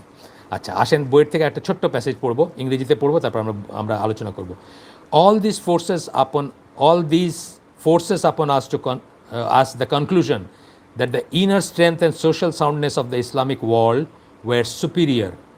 এই যে যা পড়লাম এতক্ষণ, যে কত বৎসর লাগছে উন্নতি সাধন করতে বা পিকে যাইতে, পূর্ণতা লাভ করতে, আর কত বৎসর লাগছে পতন হইতে, এখান থেকে আমরা কি বুঝবো যে ইসলামের ইনার স্ট্রেংথ, যেটাকে আমরা রেজিলিয়েন্স বলি। আমি ব্লগে লেখালেখি করতেছি, একজন আমার সাথে তর্ক জুড়ে দিয়েছে, সে বলতেছে যে এখন আর এমন একটা সময় আসবে মানুষ আর, মানে আমরা বলি যে ফাস্টেস্ট গ্রোয়িং রিলিজিয়ান ইসলাম, অনেক মানুষ ইসলামের বা এটা আসলে কয়জন সত্যিকার বিশ্বাস করে বা কি বিশ্বাস করে বা এইসব কথা বলছে। আমি বললাম আমি আর আপনি দুটো আলাদা ল্যাঙ্গুয়েজে কথা বলতেছি। আমি আপনাকে রেজিলিয়েন্সের কথা বলতেছেন, আপনি আমাকে ডেমোগ্রাফির কথা বলতেছেন, আপনি সংখ্যার কথা বলতেছেন, আর আমি বলতেছি রেজিলিয়েন্সের কথা, যে কি করে তারা টিকে থাকছে, কি করে পিউরিটিটা টিকায় রাখছে, এখনও কি করে রাখছে। এখন যে সমস্ত অত্যাচার, যে সমস্ত ডিসক্রিমিনেশন, যে সমস্ত 2 নম্বর ট্রিটমেন্ট পাচ্ছে, নিজের মানুষের থেকে পাচ্ছে, নিজের মুসলিম লিডারদের থেকে আমরা পাচ্ছি, সেই সমস্ত যদি আপনি হিসাব করে দেখেন, আমাদের থাকারই কথা নাই পৃথিবীর বুকে। কিন্তু ইসলামের রেজিলিয়েন্সের কথা আমি বলতেছি, যে রেজিলিয়েন্স কথা মানে কি, একটা শক বা একটা ব্লো বা একটা বাড়ি বা একটা ধাক্কাকে যে অ্যাবজর্ব করতে পারে, সেটাকে আমরা রেজিলিয়েন্স বলি, ইঞ্জিনিয়ারিং টার্ম এটা। রেজিলিয়েন্সের কথা আমি বলতেছি। তো বলতেছেন যে এইখান থেকে আমরা এই করি যে আমরা এই কনক্লুশনে পৌঁছাতে বাধ্য হই, এগুলো যখন আমরা পড়ি, আমরা যখন জানি, তখন যে the inner strength and social soundness, দুইটা কথা বললেন। ইনার স্ট্রেংথ, ভিতরে যে আত্মিক শক্তি পান আপনি, যে আত্মিক শক্তি আছে, যে শক্তি আপনাকে যে কোনো ক্রাইসিসে আলহামদুলিল্লাহ বলতে শেখায়। আমি এই যে একটা বই আছে মুরাদ উইলফ্রেড হফম্যানের, আপনাদের সাথে আলাপ করছি বোধহয় আগে, ওই বইটার প্রিফেস লেখছেন অ্যান ম্যারি শিমেল, মারা গেছেন উনি, জার্মান মহিলা ছিলেন, আর মুরাদ উইলফ্রেড হফম্যান তো জার্মান মুসলমান। বইটার নাম হচ্ছে ইসলাম দ্য অল্টারনেটিভ। তো ওইখানে উনি একটা তুর্কিশ ফ্যামিলির কথা বলতেছেন, যে 7টা ছেলে বোধহয় তার, 6 নম্বর ছেলে বা 7 নম্বর ছেলের মৃত্যুর খবর যখন আসছে যুদ্ধে, ধর্মযুদ্ধে, যেটাকে ধর্মযুদ্ধ মনে করেন মহিলা, হয়তো তুরস্কের কোনো যুদ্ধে বা কিছু, আমি শিওর না, এখন মনে নেই আমার। তখন সেই মা বাকি আত্মীয়স্বজনকে সান্ত্বনা দিচ্ছেন যে আল্লাহর জিনিস, আল্লাহর সম্পদ আল্লাহ নিয়ে গেছেন, আফসোস করার কিছু নেই, আলহামদুলিল্লাহ। এই যে স্ট্রেংথ, এটার কথা বলতেছে। এটার কথা বলতে গিয়ে মহিলা বলছেন যে এটা যে দেখে নাই, এটা যে বোঝে নাই, সে বুঝবে না ইসলামের রেজিলিয়েন্স বলতে কী বোঝায়, বা ইসলামের ইনার স্ট্রেংথ বলতে কী বোঝায়। যাই হোক, এখানে বলতেছেন যে were superior to anything mankind had hitherto experienced by way of social organization. ওই সময় পর্যন্ত, ইসলামের সভ্যতা পর্যন্ত, দেখা পর্যন্ত, তার আগের সময় থেকে নিয়ে ওই পর্যন্ত ম্যানকাইন্ড, মানব সভ্যতা কোনো দিন এইরকম কোনো এক্সপেরিয়েন্স লাভ করে নাই, বা এইরকম কিছুকে দেখে নাই কোনো দিন, এরকম কোনো সোশ্যাল অর্গানাইজেশন দেখে নাই, এরকম কোনো ওয়ার্ল্ড ভিউ দেখে নাই, এরকম কোনো জীবন ব্যবস্থা দেখে নাই, এরকম কোনো স্ট্রেংথ দেখে নাই। আচ্ছা, এরপরে বলতেছেন একটা কথা, এখানে আমি আর আপনাদের জন্য আর পয়েন্ট লিখি নাই, কারণ আমি ডিসাইড করছি যে আমি বইয়ের অংশগুলো পড়বো ইনশাআল্লাহ। আমি 1 ঘন্টা শেষ করে দিব ইনশাআল্লাহ। 44 মিনিট গেছে আমাদের, রাফলি 26 মিনিট আছে আর। আচ্ছা, তারপরে বলতেছেন, since the dawn of history the so-called Near and Middle East was the volcanic center of conflicting racial and cultural energies. Dawn of history, ইতিহাসের সূচনা লগ্ন থেকে, অর্থাৎ যেই দিন থেকে আমরা ইতিহাস পাই, যেমন আমাদের রাসূল সাল্লাল্লাহু আলাইহি ওয়াসাল্লামকে সবাই হিস্টোরিক্যাল ক্যারেক্টার বলেন। আজকাল কিছু কিছু কাফের মুশরিক এবং তাদের অনুসরণে কিছু মুরতাদরা, তারা এটা নিয়ে প্রশ্ন তুলতেছে নানা কিছু দিয়ে। বলছি না আপনাদের, একটা প্রশ্ন হলো যে আসল মক্কা নাকি এই মক্কা, না আসল মক্কা নাকি ওই জর্ডানের পেট্রায় কোথায় নিহিত বা আছে অবস্থিত, এটা নিয়ে আমরা প্রশ্ন করছেন একদিন। কি প্রশ্ন, ডট কম মুসলিম প্রশ্ন করছেন আর কি। ডট কমে দেখছেন আপনার ওই কাফেরদের বানানো কোনো ভিডিও দেখছেন ইউটিউবে, ওইটাই ওনার জন্য ওনার সমস্ত ইমানরে ড্রেনে প্রবাহিত করে দিছে। আমরা যে গেলে আবু জাহেলের বাড়ি এনেছিল, ওইখানে এই কি বলে রাসূল সাল্লাল্লাহু কাজিনের বাসা ছিল, ওইখানে ছিল, বা মদিনায় গেলে এখানে আবুজর রাদিয়াল্লাহু আনহুর প্রতিষ্ঠিত মসজিদ ছিল, এখানে ওসমান রাদিয়াল্লাহু আনহুর প্রপার্টি ছিল। এইগুলো যে আমরা দেখতেছি ফর ডনকি ইয়ার্স, মানে যেদিন রাসূল সাল্লাল্লাহু মদিনায় গেছেন সেই দিন থেকে নিয়ে যেটা ধারাবাহিকতায় আমরা দেখে যাচ্ছি, ধারাবাহিকতায় আমরা জেনে যাচ্ছি, এগুলোর কোনো ভ্যালু নাই তার কাছে। ওনাকে কোন কাফির বলছে যে আসল মক্কা হলো পেট্রায়, ওইটাই ওনার কাছে ভ্যালুয়েবল, নাউজুবিল্লাহ। তো বলতেছেন যে আমাদের রাসূল সাল্লাল্লাহু আলাইহি ওয়াসাল্লামকে তারা ইতিহাসের চোখের সামনে বলেন। ইতিহাসবিদরা বলছেন সবসময় যে ইতিহাসের আলোতে ওনার আগমন বা ওনার জীবন বা ওনার প্রিচিং বা ওনার দিন প্রতিষ্ঠা করা সব কিছু। কিন্তু ঈসা আলাইহিস সালামের সময়টা ধরেন বা তারও একটু আগের সময় ধরেন, এইগুলাকে ঐতিহাসিক দিয়ে করা মুশকিল। যদিও অনেক কিছু করা যায়, বাট সব কিছু করা যায় না। বা ঐতিহাসিক কি না এটা নিয়ে কিন্তু তারাই অনেক সময় আপনার করে, তারাই অনেক সময় কি বলে আপনার বিতর্ক করে। যেমন ধরেন ঈসা আলাইহিস সালামকে নিয়ে যে ছবি বানাইছে বা যারা লেখালেখি করে, তারা অনেকেই বলছেন ঈসা আলাইহিস সালামকে আমরা যেভাবে জানি সেটা কি হিস্টোরিক্যাল ব্যাপার কিনা বা ঐতিহাসিক ক্যারেক্টার কিনা ঈসা আলাইহিস সালাম, এটা নিয়ে তাদের সন্দেহ আছে বা তারা এটাকে ডাউট করে, তারাই খ্রিশ্চানরাই। আচ্ছা, তো উনি বলতেছেন যে ইতিহাসের সূচনা লগ্ন থেকে রেশিয়াল এবং কালচারাল এনার্জিস, কনফ্লিক্টিং রেশিয়াল এবং কালচারাল এনার্জি। রেশিয়াল কেন? নানা রকমের আপনার ধরেন কথার কথা আমি বলি যে এখানে মিডল ইস্ট যেটাকে বলতেছেন বা নিয়ার অ্যান্ড মিডল ইস্ট বলতেছেন, ধরেন এখানে অ্যাক্রস রেড সি বা সাইনাই ইসের সাথে যুক্ত ছিল তখন আফ্রিকা, সেখানে কি কালোরা আছেন না, বারবার জাতিগোষ্ঠী, নানা রকমের জাতিগোষ্ঠী আছে, মানে বর্ণ যদি আমরা ধরি তাহলে নিগ্রোরা আছেন, হাফসিরা আছেন, আবার সিরিয়ার দিকে যদি যান আপনি একদম ইউরোপিয়ান চেহারার আছেন, কি বলে ইউরোপিয়ান চেহারার আপনার ফর্সা মানুষরা আছেন। আবার যদি সৌদি আরবের দিকে আসেন তাহলে কিছুটা আমাদের চেহারার মানুষরা আছেন, মিক্স চেহারার বা মিক্স রঙের বলেন। এবং কালচারাল এনার্জিস, কালচারাল আছে, ধরেন আপনারা হয়তো জানেন যে বারবারদের একটা কালচার ছিল, বারবার এখন আবার বারবার বলতে এই যে আপনার মরক্কো এবং আলজেরিয়াতে আদি জাতিগোষ্ঠী যারা ছিল তারা বারবার ছিলেন, তারা তাদের কালচারাল রুটগুলো এখন খুঁজতে চেষ্টা করেন বা করেন। আপনার ইজিপ্টে যেমন ফেরাউনদের বংশধর ছিলেন বা ছিলেন, এরকম নানা এটা বলতেছেন যে but the resistance of the Islamic social organization was until recently at least invincible.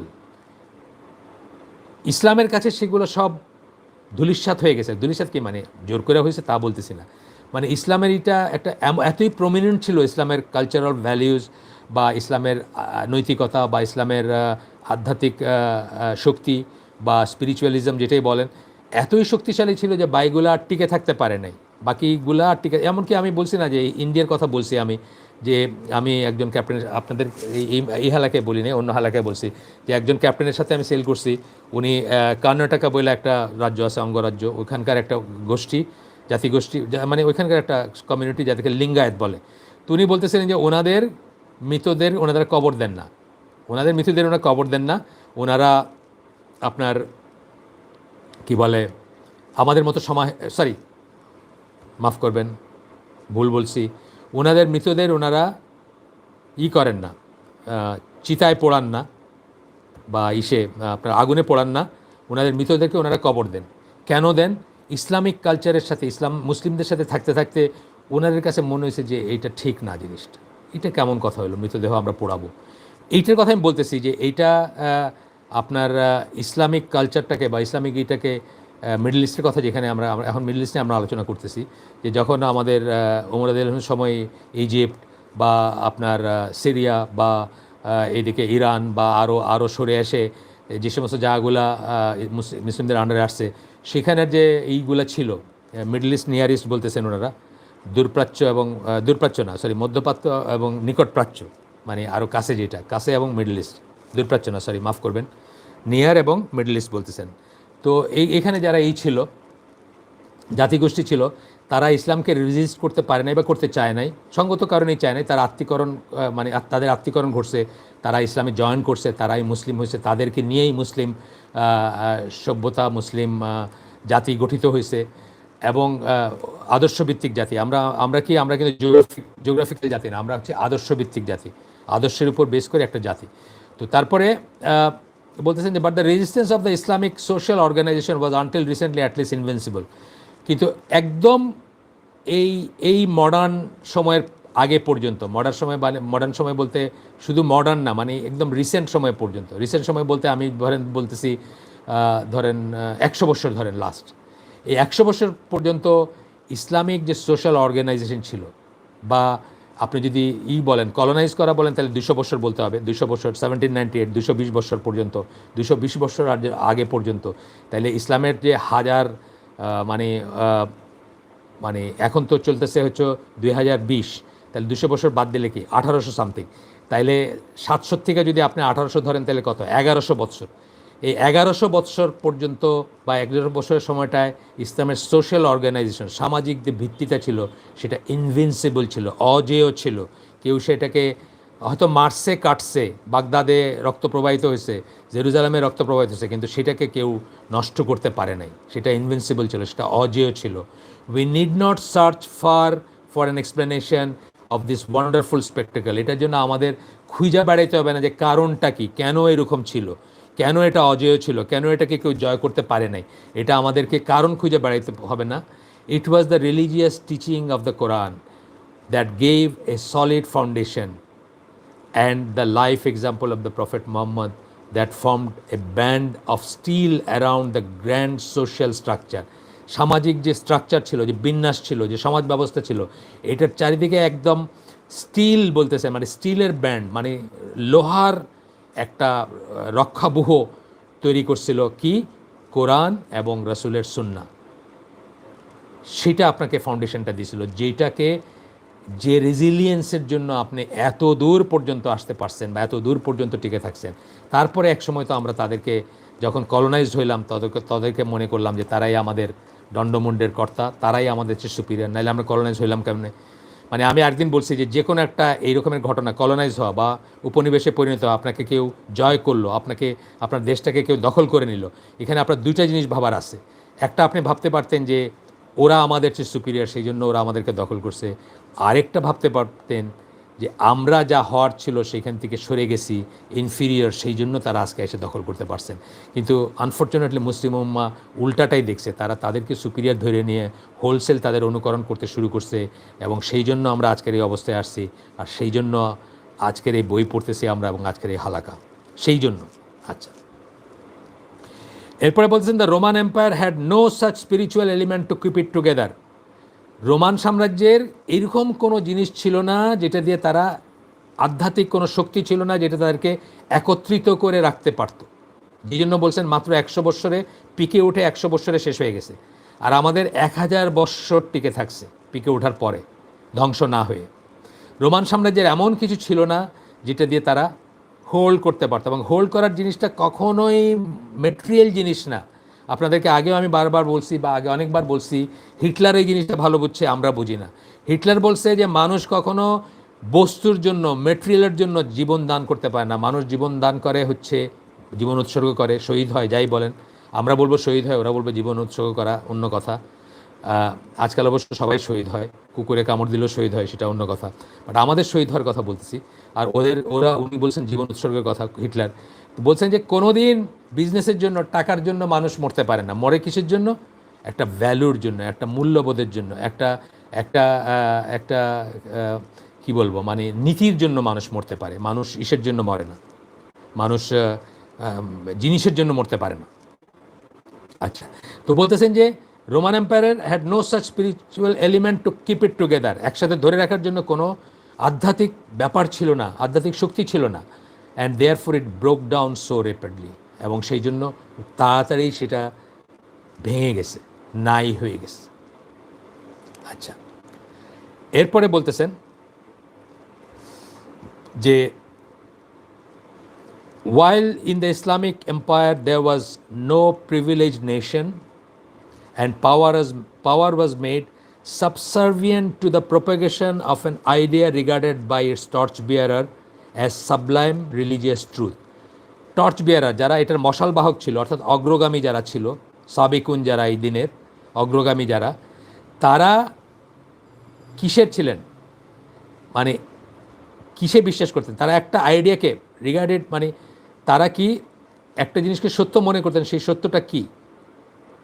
সেই ইসলামিক, সেই as the religious sublime truth regarded by, মানে যেটাকে তারা রিলিজিয়াস সাবলাইম ট্রুথ মনে করতেন, দিনই সত্য, মানে ধর্মীয় সত্য মনে করতেন, এবং পবিত্র মনে করতেন, বা ক্লিন মনে করতেন, বা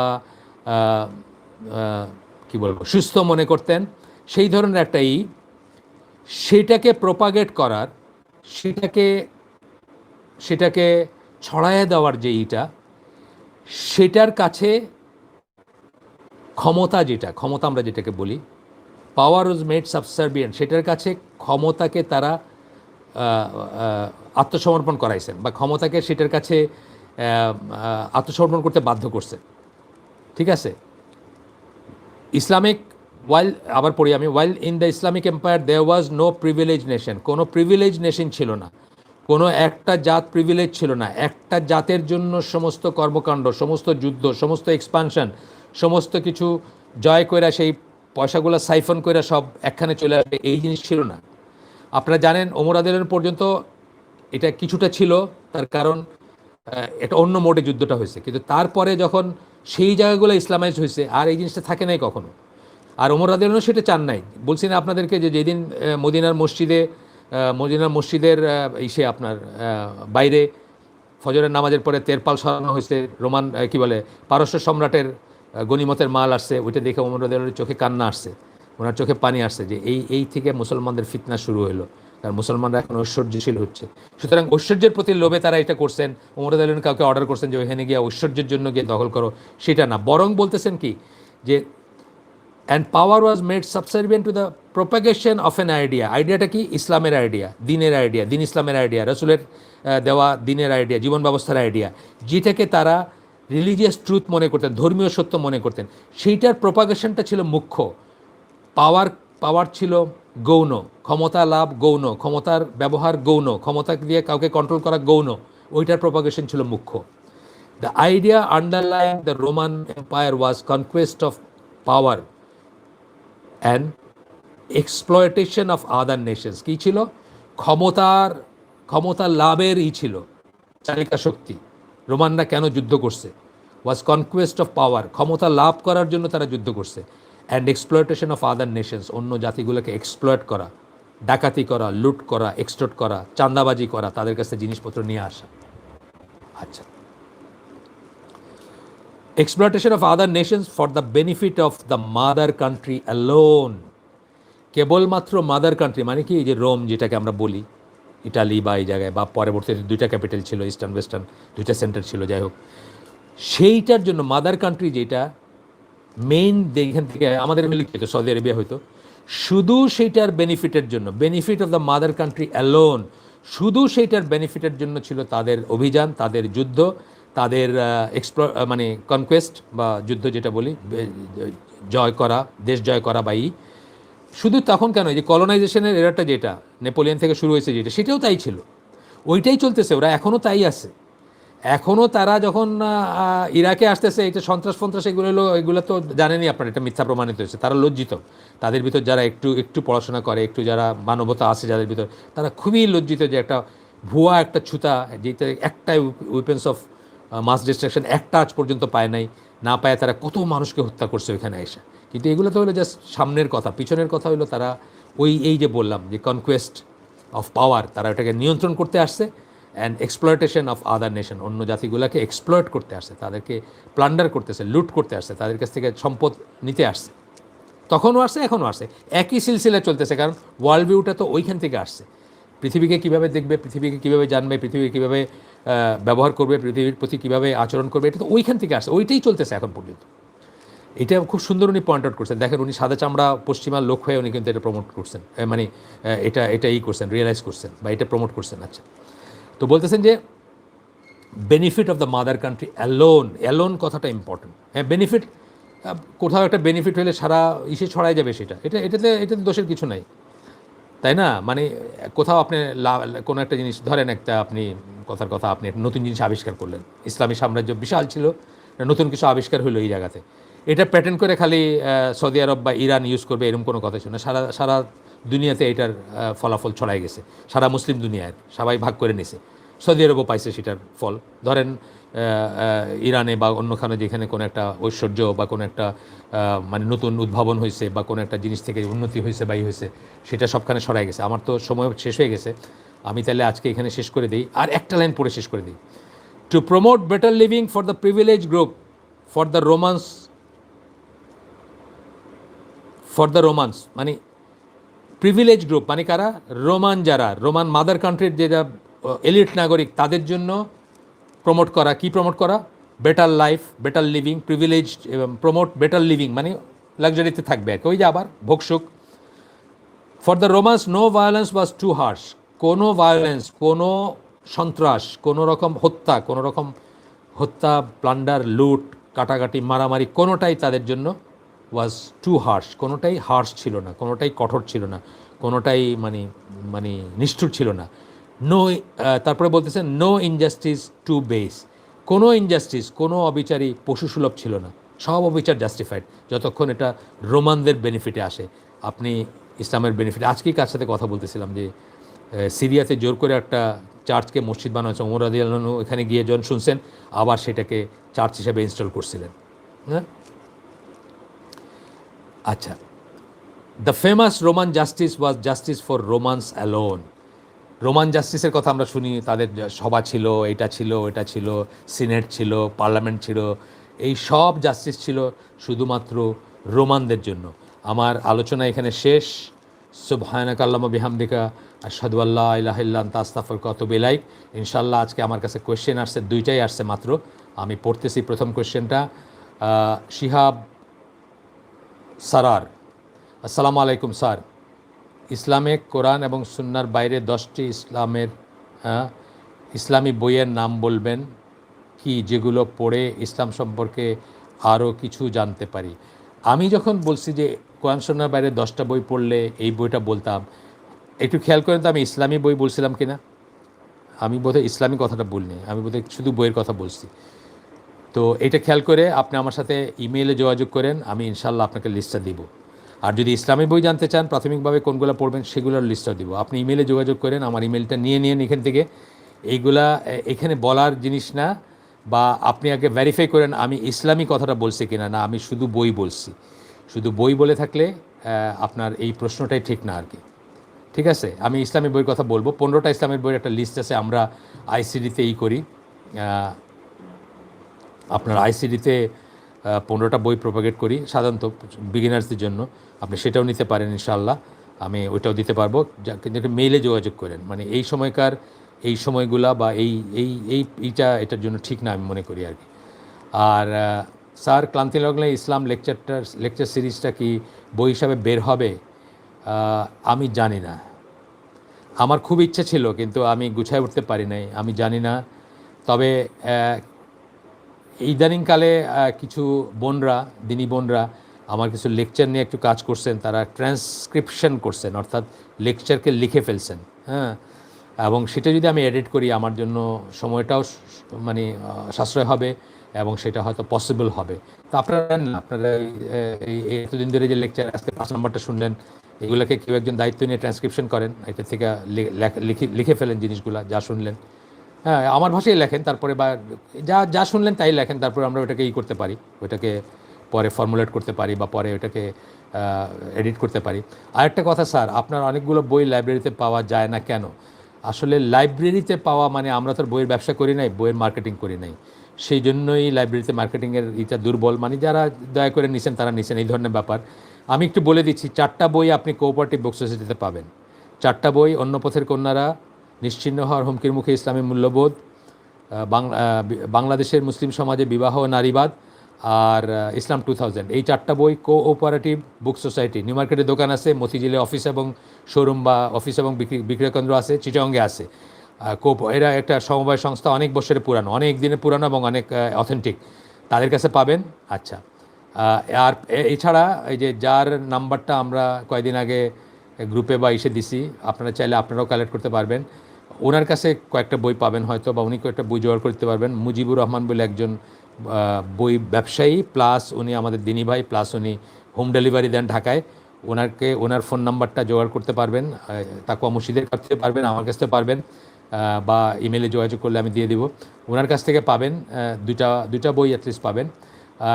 কিছু বই আউট অফ প্রিন্ট, আর একটা বই বা এরকম আমি ডিজাইন করছি, যেমন পবিত্র কোরআনে জেরুজালেম, এই বইটা আমি ডিজাইন করছি। এই বইটা আমি নিজে কাউকে পড়তে বলি না, বা এটাকে আমি মানে কোনো যোগাযোগ রাখি না। আমি তাদের কাছে কোনো পয়সা নেই বা তারা 5-7টা বই দিছিল আমাকে প্রথম দিকে, ওগুলো কোথায় গেছে জানি না। এটা পড়ার দরকার নাই, তবে এটা আছে আর কি প্রিন্টে, আমি সেটা জানি আর কি। তো এই আর কি ব্যাপারটা, মানে আমরা তো বই আমি একসময় মনে করছি যে বইটা দাওয়াতি কাজ করব, বই প্রিন্ট করে বই করে। এখন সেগুলো নানাজনের কাছে আছে। সবুজ উদ্যোগ বলে একটা সংস্থা, তারা 2টা বই বাইর করছে, হয়তো ভবিষ্যতে আরও বের করবে তাদের যদি অর্থনৈতিক সঙ্গতি হয়, এরকম আর কি ব্যাপার স্যাপার। তো তারপরেও আমরা হয়তো 1-2টা ছাড়া বাকিগুলো হয়তো কাউকে পার্সোনালি জোগাড় করে দিতে পারবো, কিন্তু বিক্রয়যোগ্য বা এই যোগ্য হয়তো আমাদের কাছে, বা ওইভাবে ব্যবসার জন্য বা ছড়ায় দেওয়ার জন্য আমাদের কাছে এনাফ নাই। এখানে আমি আয়োজকদের একটা রিকোয়েস্ট করতেছি, আজকের ভিডিওর লিঙ্কটা মাত্র 1.5-2 ঘন্টা আগে আমি পাইছি, অন্যরা কখন পাইছেন আমি জানি না। উপস্থিতি যথেষ্ট কম ছিল আজকে প্রথম দিকে, এবং এখন হয়তো কিছুটা আছে, অ্যাবাউট 33। তো আমি বেশ কষ্ট করি, আপনারাও নিশ্চয়ই করেন কষ্ট। আমি কষ্ট করি, আমি পড়তে কষ্ট করি, অ্যারেঞ্জ করতে কষ্ট করি, এটা টেলিকাস্ট করতে কষ্ট করি, মানে টেলিকাস্ট তো না, যাই হোক, মানে কী বলবো, লাইভ করতে কষ্ট করি। আমি আশা করব আপনারা সেটাকে রেসপেক্ট করবেন, এবং আপনারা আগের থেকে এটাকে করবেন, আগের থেকে এটা জানাই দিবেন। পসিবল হইলে আমি তো মনে করি যদি আপনারা প্রোগ্রামটা করতে চান, যেটা আমাকে একজন আয়োজক বলছেন যে এটা সাপ্তাহিকভাবে করতে চান, তাহলে আপনি কালকে দিয়ে দেন না, কালকে আপনি দিয়ে দেন লিঙ্কটা, অসুবিধা কি? একটা লিঙ্ক ট্রেন করে কালকে দিয়ে দেন, 1 সপ্তাহ পরে ইউজ করবেন। আমি তো কোনো অসুবিধা, টেকনিক্যাল অসুবিধা আছে কিনা আমি জানি না, কিন্তু আমি রিকোয়েস্ট করব যে অ্যাজ মেনি পিপল, আমি বলতেছি না আমার এখানে বাড়বে, ভিউজ বাড়বে, লোক বাড়বে, সেটা বলতেছি না, কিন্তু সত্যিই যদি কেউ বেনিফিটেড হইতে চায়, সে জানলো না বলে ডেপ্রাইভড হলে এটা তো হওয়া উচিত না। ঠিক আছে, এখানে কী দিয়েছেন, প্রতিদান দান করুন, আচ্ছা আমিন, গেল। আর কোনো প্রশ্ন আছে কিনা আমি দেখি, না 2টাই আছে আজকে প্রশ্ন। আয়োজকদের কাছ থেকে আমার কাছে হোয়াটসঅ্যাপে 2টা প্রশ্ন আসছে। আমি আজকে ফোনটা বন্ধ করি নাই, বা ফোনটাকে করি নাই, একদম লাইভ রাখছি, অনলাইন রাখছি এই ফোনটাকে। আর আজকে কিন্তু ইন্টারাপশন হয় নাই, ওই যে বাফারিং যেটা বলি আমরা। সুতরাং আমার মনে হচ্ছে যে আমি যদি এই টেবিলে বসে আমার ওয়াইফাইয়ের কাছে বসে প্রোগ্রামটা করি, তাহলে তার সমস্যা হবে না। আবারও সুবহানাকা আল্লাহুম্মা বিহামদিকা আশহাদু আল্লা ইলাহা ইল্লা আনতা আস্তাগফিরুকা ওয়া আতুবু ইলাইক। আমরা যে শুনলাম তার ভিতরে ভালো কিছু শুনে থাকলে সমস্ত প্রশংসা আল্লাহর, খারাপ কিছু শুনে থাকলে সমস্ত ব্যর্থতা আমার, এবং সেটা শয়তানের তরফ থেকে। আল্লাহ আমাদেরকে তৌফিক দিন যা ভালো শুনলাম সেটা ঘরে নিয়ে যাওয়ার, এবং সেটাকে জীবনে প্রতিষ্ঠিত করার, ব্যবহার করার। নিজের জীবনে ইসলাম প্রতিষ্ঠা না করলে দুনিয়ায় প্রতিষ্ঠা করতে পারবেন না, দুনিয়ায় হবে না। 3.5 হাত। আর কি, ফেসবুক ছেড়ে দেন, রাত জেগে এই একটার থেকে আরেকটা, এক ওয়েবসাইট থেকে আরেক ওয়েবসাইট, এক ভিডিও থেকে আরেক ভিডিও, এক ইউটিউব থেকে আরেক ইউটিউব, এই সমস্ত দিয়ে দিন শেখা হবে না, প্রশ্ন করে দিন শেখা হবে না। পড়াশোনা করেন, সিরিয়াস পড়াশোনা করেন, ইনশাআল্লাহ আল্লাহ বরকত দিবেন। আর সিরিয়াস যারা আলেম, আমাদের কত বড় বড় আলেমের কাছে এক্সেস আছে, তাদের কাছ থেকে আমরা দিন নিব। এই ফেসবুক টু ফেসবুক, আর কি বলে, Facebook account to Facebook account, Facebook page to Facebook page, YouTube to YouTube, এইসব দিয়ে দিন হবে না। আমার কাছে যে সমস্ত প্রশ্ন করেন ইদানিং ফেসবুক ইউজিং এবং ইউটিউব ইউজিং ভাইরা, ভয়ঙ্কর প্রশ্ন। আমি তো দেখতেছি যারা এই সমস্ত তাকওয়া মসজিদের মুসল্লি, আলামিন মসজিদের মুসল্লি, অথবা এই সমস্ত হালাকা যারা অ্যাটেন্ড করেন, তাদের ভিতরেও একটা গুড প্রপোর্শন এখন স্কেপটিক বা সেমি নাস্তিক, নাউজবিল্লাহ। খুবই ভয়ের ব্যাপার। আগে দিন শিখেন, পরে বাহাস দেখেন, আগে দিন শিখেন, পরে তর্ক দেখেন, আগে দিন শিখেন, তারপরে পশ্চিমাদের সাথে তর্ক করেন, যুক্তি দেখেন। নিজের দিনটা আগে, দিনের টিকা নেন, আগে ইমিউনিটির টিকা নেন, তারপরে কাফেরের সাথে যোগাযোগ করেন, কাফেরের সাথে যোগাযোগ স্থাপন করেন। ঠিক আছে, আমি শেষ করে দিস। আসসালামু আলাইকুম ওয়া রাহমাতুল্লাহি ওয়া বারাকাতুহু।